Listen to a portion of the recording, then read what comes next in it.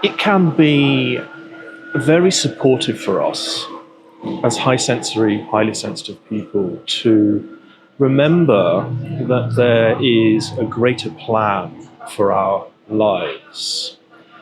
And I'm going to tell you what I mean by that just in a moment. But my initial piece that I just wanted to encourage you with as this piece begins is that when we do allow ourselves to let go to the plan that our soul has for us and the path through life that we're really destined to take, not to say that that is predestined for us, but there are, in my experience, a series of criteria that really help to shape our lives really for our benefit and for our best. And this is to reassure you that even when we go through very difficult stages in our lives, there really is a bigger picture at work and things are moving along for our best interest. And if things have not worked out yet, it's because it's not the end.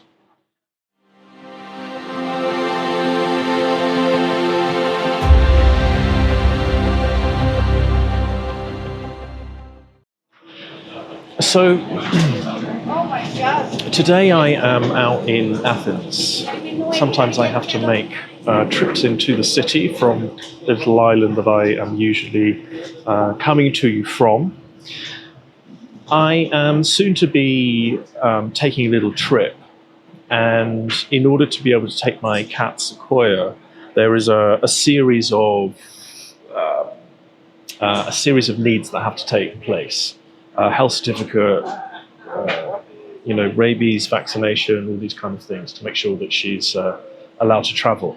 One of those pieces is that I needed to come into the Center of Agriculture and Food in Athens in order for the health certificate to be verified to say that yes, Sequoia was fit to travel.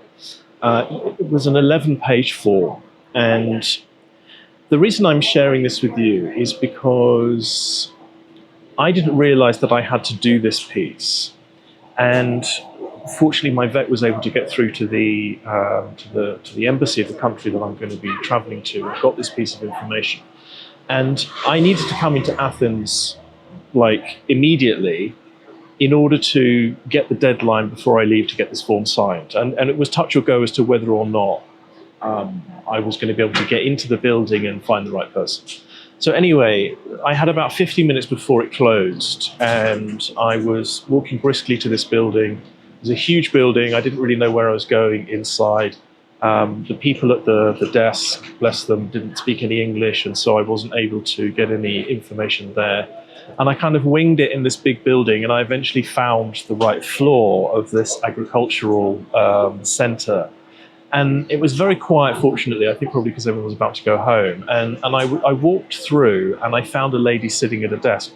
And as I began to speak to her, this man came up to me and said, "Please follow me, sir," and took me through this labyrinth of offices to his main office at the back and sat me down and just began to go through the form.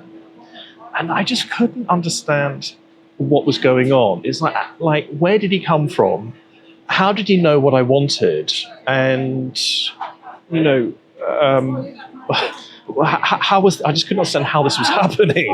But I was sitting in exactly the right office that I needed to be in with this head of the department doing this piece for me before everyone went home and stamping everything and looking at my cat's passport and all these bits and did it for me. And it was just one of those moments of serendipity and flow. For some reason, he just happened to be standing there. Maybe he recognized the form in my hand. I'm not sure how it happened, but it was a very magical, flowy process.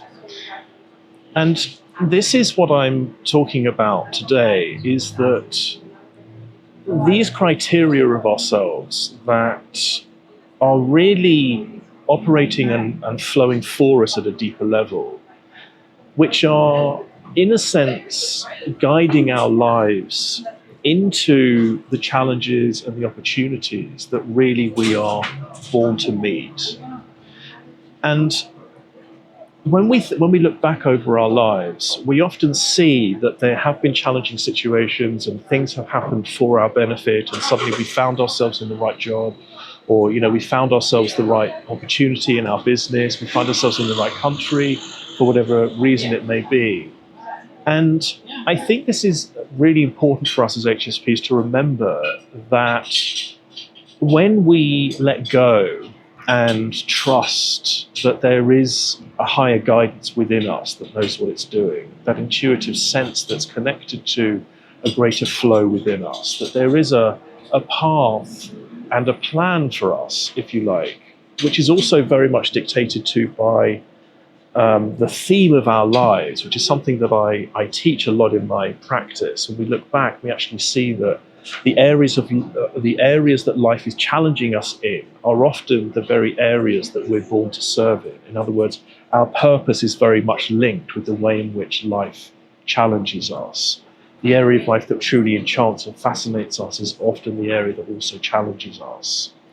And so when we mix that with this greater knowing in ourselves, that there is a higher experience of ourselves, when we're in alignment and we're in cahoots, or we're in partnership with that part of ourselves that is operating at a higher frequency, there is a path that lays itself out for us. And really what I am hoping to relay to you right now is to trust that there is a higher guidance happening within you that is presenting you with opportunities, and it is doing its best to speak to you through your intuition, to guide you to the next place that you need to be, to show you the next opportunity that you need to be, to even take you through the next challenge that you need to go through. And often that can feel, hugely disenchanting when we find ourselves again in another challenge of our life. We're going to be in a continuous set of challenges until we die. We can't get out of that. So we may as well, find a way to be in challenge and recognize that there is a greater plan happening for us, that you are here for a reason. You are here with a set of high sensory abilities that do align with your path through life. You have been being trained in the area of life that you're meant to serve in. And isn't that encouraging? And when we think out to the greater context of life, that we are part of this bigger plan, we're part of the evolution of mankind as it's doing its thing. We've come a huge distance in a very short period of time. It often blows my mind that it was only, less than around 200 years ago, less than 200 years ago, that slavery was still a part of the world. And obviously in some countries that is still, still something that we're working on. But it's only 200 years ago that slavery was allowed. And if you actually think about how quickly we're moving, how quickly we're evolving, yes, there is a lot of work to be done. But as a race, we are heading in the right direction. And I think we know that in our hearts. I think we can tell that underneath everything there is good, and that life is inherently good. And if that wasn't the case, there wouldn't be the calling and the urgency in us to protect life and to protect our planet and to move ourselves forwards. And you're a part of that. I'm a part of that. We are an integral piece of the puzzle. And when we really tune into that feeling of flow and that feeling of greater, higher alignment, it allows us to remember that life is going to hold us and it's going to guide us if we follow that intuitive guide that's within us, and we trust that there is a higher part of us that knows what it's doing ultimately. So wherever you are right now, whatever you're facing, please know that there is a reason for what you're facing, and you will come through it, and you will grow, and you will evolve, and you will help to raise frequency around you through overcoming the challenges that you're facing. and to remember that none of us get out of this alive. We are all here essentially to do the best that we can to help make the world a better place in whatever way that is for us individually. And in a sense, I think the more that we take that too seriously or take our own selves too seriously, the harder it is for us to really live our lives. I think when we recognize that ultimately we are here to serve, that we are being held, and that we are part of a bigger picture, it just makes life that little bit more enjoyable and meaningful, I think. Thank you again for watching. I hope this has been helpful. See you next time.